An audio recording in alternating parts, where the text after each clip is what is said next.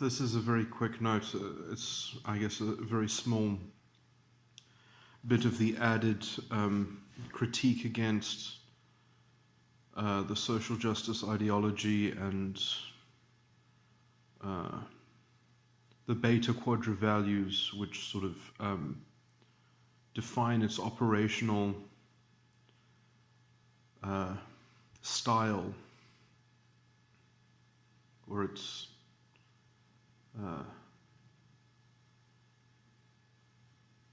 commentary on its functioning, in inverted commas. You see, the principles of this movement are so convoluted that you can't have independent voices thinking about it, because then the movement gets fractured and has to cannibalize itself and has wars within itself. And so the only way that it ends up aggregating beyond that constraint or self-limiting factor is by more and more tending towards some kind of Führer principle of having some kind of enlightened representative that everyone just has to fall behind. But you already see the cultural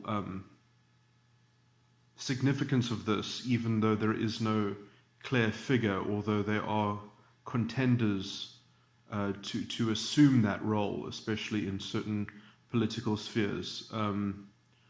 I can't think of an example better than Julius Malema. He is a candidate Führer, and he is certainly profiting from the intellectual atmosphere of this ideological perniciousness. The point that I just want to make fully is that how quickly this kind of loose ideological thinking has to be associated with some kind of party. It has to be associated with some kind of groupthink, because somehow, because the principles are so convoluted, you cannot think rationally what the position should be on an issue. It has to follow some kind of directive that just kind of appears in the center of the crowd. And so, that is the definition of progress, or that is the way forward. So this way forward, just somehow it appears as some kind of what is trending, or it appears as like that's what's happening that week on Facebook. That's what the kind of the wave of sensationalism in terms of the and this happens, for example, in the South African cultural context. If you just listen to these proto-fascist radio figures like Eusebius McKaiser, who are often tending to these to signaling these sort of great waves of that end up kind of either they're on the back foot where they're kind of fostering this kind of group shame, and so by implication it is building up the justification for radical violence, or they're on the offensive where they're angry about something, where they found a trigger point to which to use that as a kind of and so you get these sorts of these waves of trying to create this kind of cultural consensus around some kind of racial consciousness that needs to find the levers of tapping into the kind of the collective punishment that will cleanse the system, which is part of the kind of the false prophecy of the Führer, in terms of the Führer's vision that he offers, when you sort of connect it in that cloud to it, to that figure. And I just basically wanted to make the point is that unless those things start connecting up, the movement already doesn't have any life in it, because it cannot be understood and then you just kind of the understanding of it is to be part of the groupthink, is to just kind of move with the crowd, and the opinion of the crowd is just kind of handed down to it. And then when it's handed down, it's kind of reframed as like the crowd somehow gave birth to it, and you're just kind of an appendage of it. It's this tremendous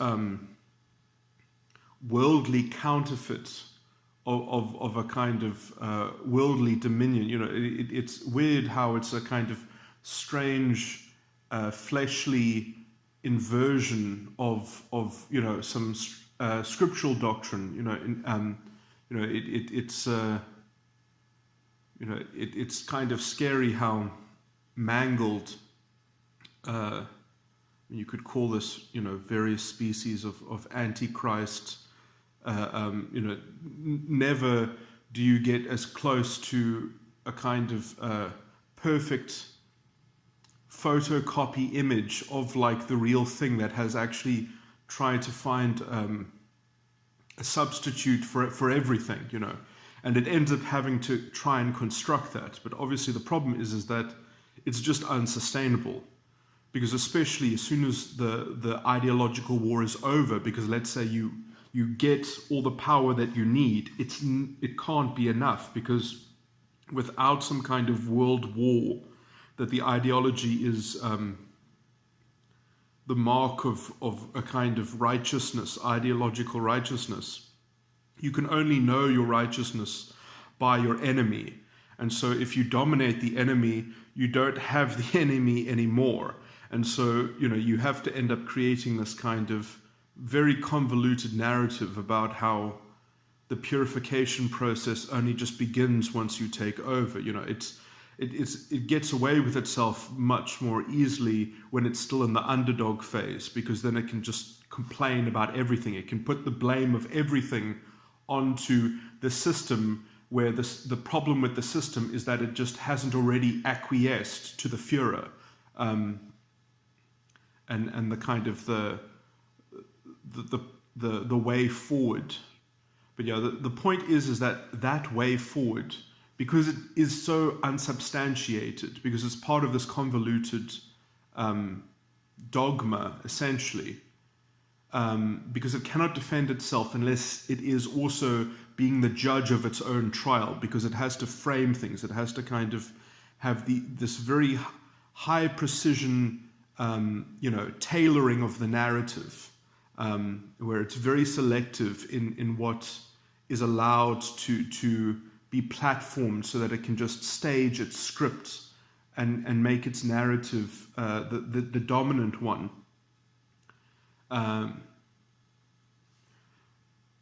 Because it has to kind of devour already the system that it's in, and it does this ideologically, essentially, where that just arguing against it is proof that it is a part of the victim, and the victim will only be satisfied or appeased when it gets to reverse all the roles, and until you get that great reversal and some kind of break-even point in the future, until you can engineer that, and that being your first priority, you can't even deal with anything else, because that is the obsession at the core, which also insulates it from being able to, or able is perhaps the wrong word, but therefore it's not capable of even substantiating itself in any reasoned way, and even reason becomes the enemy. All these things are why it has no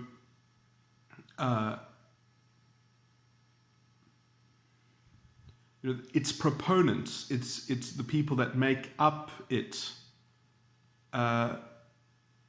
have no authority to speak on it, have no authority to, they can only speak for this kind of loose consensus. And so its opinion is always this kind of vague consensus, which has no internal locus of understanding. It just has this kind of antenna in the individual that has to kind of resonate with this kind of cloud consciousness, And so this is where it gets into the kind of the racialist essentialism, in which, they are this kind of node in this racial a consciousness, and they all share, they've really got the spirit of fascism living inside of them as part of their epistemology. Truth comes in this kind of collective experience. It's so disgusting on so many different levels. It's so antithetical at the core to any kind of, it just strips away any kind of ethical framework that is possible and replaces it with this kind of collective morality, which supplants any kind of humanism being possible. Only the humanism that exists is the humanism that a Führer arbitrates upon society and upon the political sphere. And already the kind of the philosophy of the social justice movement, of the so-called social justice movement, is exactly the same as Nazi philosophy. It's not even slightly different. They just have a bit of strange rhetoric that has to do with equality, which ends up defeating itself in practice very quickly because it's so disconnected from ever being able to express itself, because the rhetoric cannot be implemented. Implementing the rhetoric undermines the words contained in the rhetoric, So like you have to end up creating a whole fascist lexicon just to interpret the rhetoric, which gets you basically exactly what the Nazis said about anything. Even I would add in a lot of the same progressive language that Hitler used to spread his that was the progressivism that took over Europe when Hitler was the most popular leader in Europe before the war. It is the same cultural spirit, as it were, what he called the useful idiot ideologue, who was effectively unconsciously fascist, or at least, kind of borderline, very definitely proto-fascist, and even if he didn't endorse fascism, Hitler said it would just take a bit more time before they would have to compromise the rhetoric and see the values that they carry for what they were. And even if they didn't, it doesn't matter, because they're basically spreading the message to those who are slightly more clued up about drawing the dots between the convoluted principles. And, that is the kind of benefit that, let's say, Julius Malema is getting in this climate, in this atmosphere of this cultural toxin, which has even gotten the president of South Africa to essentially betray the South African constitution in reading the social justice ideology into the South African constitution's use of the phrasing social justice, which the South African Constitution is a non-racialist document, and there he is interpreting that document according to this very insidious and it's anti-everything. It's anti-democratic. It's patently racialist philosophy, and he's literally injecting it into the interpretation of the Constitution. It's disgusting.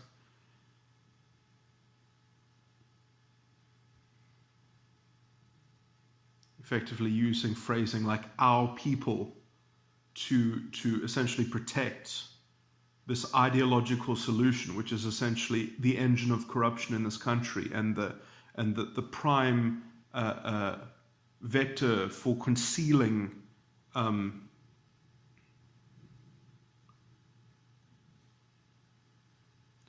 the exploitation by a black elite, a black politically connected elite, which essentially profit only from special favors from government, which put a drag on the entire system, on the functioning of capitalism, which would be to the greater development of the most people, but that is branded as the what needs to be corrupted. And so the ideological solution is the pilfering of the public purse, and is the kind of the slowed down transformation and development, as education is effectively sacrificed to this idolatry of traditional, mystical, racial values. You know, that even threatens to gut and hollow the syllabuses and to dumb them down according to these new values of everything must be seen as equal, or some, you know, that, you know, as soon as you've got this kind of equal time version of equality, you've essentially stripped out the substantive and authentic exchange between people. You know, you've essentially made it impossible to have a genuine interpersonal connection with anything, because people are just now these representatives of these different groups and they must always have equal time. As soon as you've got that kind of quantitative matrix that's ideologically imposed, you can't make intelligent decisions anymore, and you can't let people act as individuals in terms of some kind of ethical framework and ethical code, which we have a brilliant framework for, which is effectively being completely betrayed and laid to waste to facilitate this poisonous ideology, which is facilitating the essentially the degradation of well, not only the morality of this country, but also the economic well-being and the potential for growth and development has essentially been ruined by this disgusting ideological corruption, which gets a free pass because of this intellectual atmosphere that we get from the West. We get this identity politics, which is the gift from God for political elites to essentially put the Rainbow Nation into the rubbish bin of history and get on with dividing up and carving up the spoils of a captive population which is ruled by some racial populist perpetual war of systematic oppression. Because when you're fighting systematic oppression, when does the government ever become accountable for anything other than making things not function? It's accountable for diminishing the functionality of things, because bringing down the level of functioning in the system is towards the reset point. So why not just take government resources and plunder them and put them into the hands of black people, which are this politically connected black elite that is indistinguishable from progress according to this ideological solution. And the idea that, no, the problem just is that it isn't broad-based enough because we're not radical enough and we're not violent enough and we haven't stolen enough to destabilize the system. It's a get-out-of-jail-free card for any corrupt ideologue that comes along that says these lines, because you cannot examine their behavior. You cannot question their unsubstantiated claims, because when you do, you're the agent of colonial power. You're the agent of whiteness. You know, it's too easy. It's hideous because you're trapped in their stupid narrative.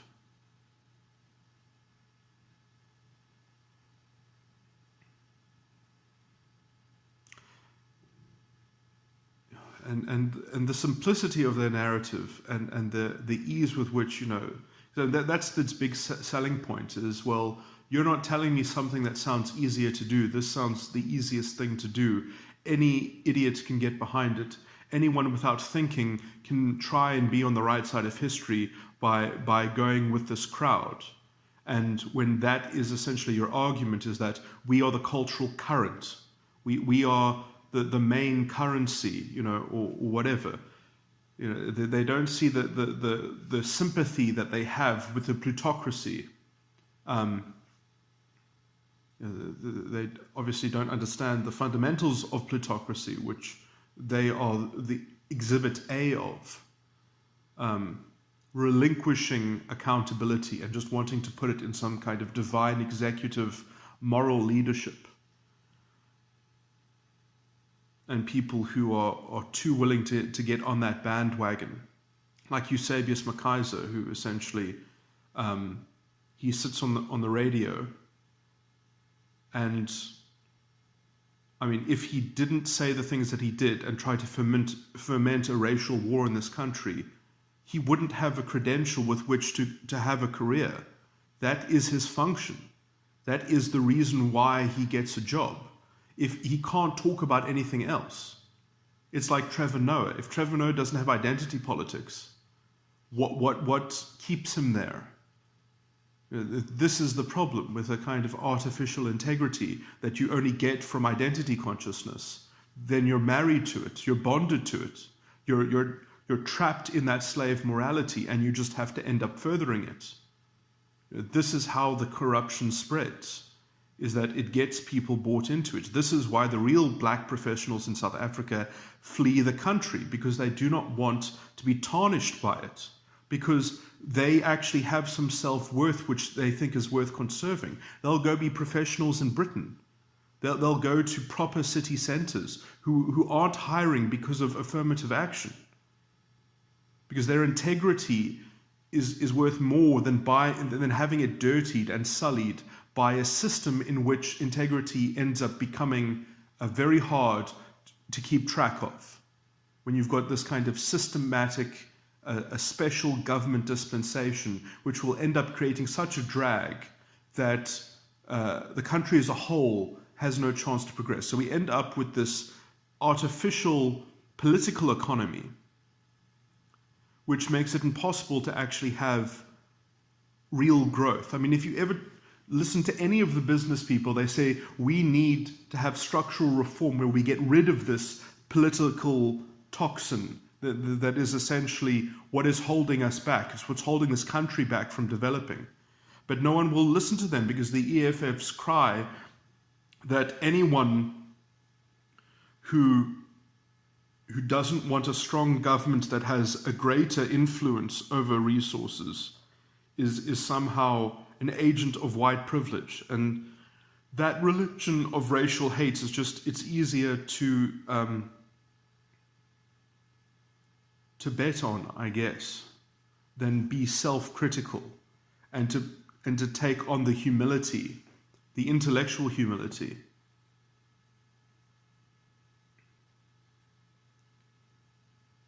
And maturity and responsibility as an electorate, not to say, no, we must be saved like children by some Führer. And so, it really is ideologically parasitic on so many levels. It is horrendous. But yeah, I mean, and you can see how the control, and I just wanted to make the point about control, about how the control that it represents, it just somehow, it comes from the middle of the movement, and it's perfectly resonates with its vanguard, which, I mean, I would even say within Leninism that the vanguard did carry with it the same promise of collectively the vanguard in Leninism is very much like the Führer concept. Obviously, it's not as psychologically the identity politics of today is nothing like Leninism, though. It is exactly like the Nazi ideological invention and devices. Leninism still stays a kind of intellectual religion, whereas the kind of the Nazi style identity politics is grounded in morality. It's not a kind of theological claim, although it is dependent on theological claims. Its action is in some way, it's more like a functional religion in that, you believe the things you do, but that has a codified morality within it, which then determines the action. But it has different philosophical premises.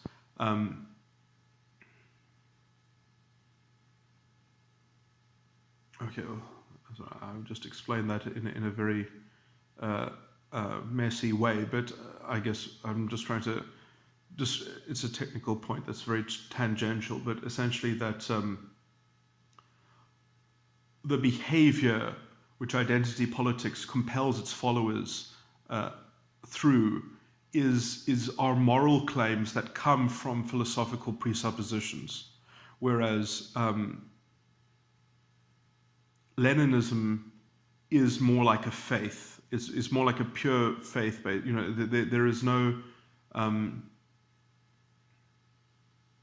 in as much as Lenin was adapting Marxist, the general Marxist hypothesis, Lenin could still be entirely wrong, and Marxism could still be fine. It's just that so it was just like a. This is not important at all. I guess these are finer, nuanced points, but so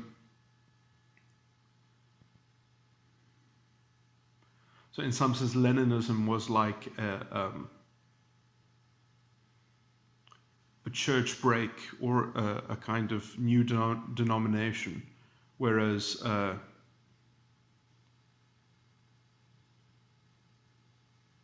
fascism deals with the same kind of issues, but it deals with them in a much more psychologically intimate way, in that it makes them, and this is why it often makes claims about, that's perhaps a good distinction to make, is that, for example, Leninism has nothing to do with identity in some sense. The only identity is that, like, this is our general solution to history, whereas, and a kind of historical framework, whereas identity politics still has some kind of historical framework built into its presupposition, but its claim is about identity and the morality of identity, which is much, obviously, more closely linked to people's psychology and psyche, and so it does appeal to the psyche, and it does deal in a kind of a strange treatment in psychology. And so this is why often the proponents against fascism and the Nazi philosophy, they spoke so directly. There were religious leaders who tried to combat, and there were a lot of people who understood it as I understood it, and they saw through it, and they were killed for speaking out about it, because they didn't mind having detractors, they didn't mind having people that criticized them, but they didn't like people that could see through them and that were, on the money, let's just say. So people who were incredibly good at deconstructing. I mean, I'm not popular. I'm not. My opinion is not going to carry that far. But there'll probably be some speakers who are more able to kind of summarize these points in much more cogent and memeable ways that are easier to spread. Those are the sorts of people that they took out, and they did kill those people. They were afraid of them. And I think there were more than a few of them that were religious, because, it is effectively the kind of morality that it peddles is a false religion. It is a man-made religion.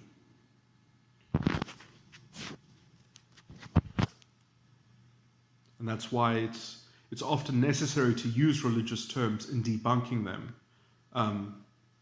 It's somewhat unfortunate. It can be avoided, but it can also create a bit of an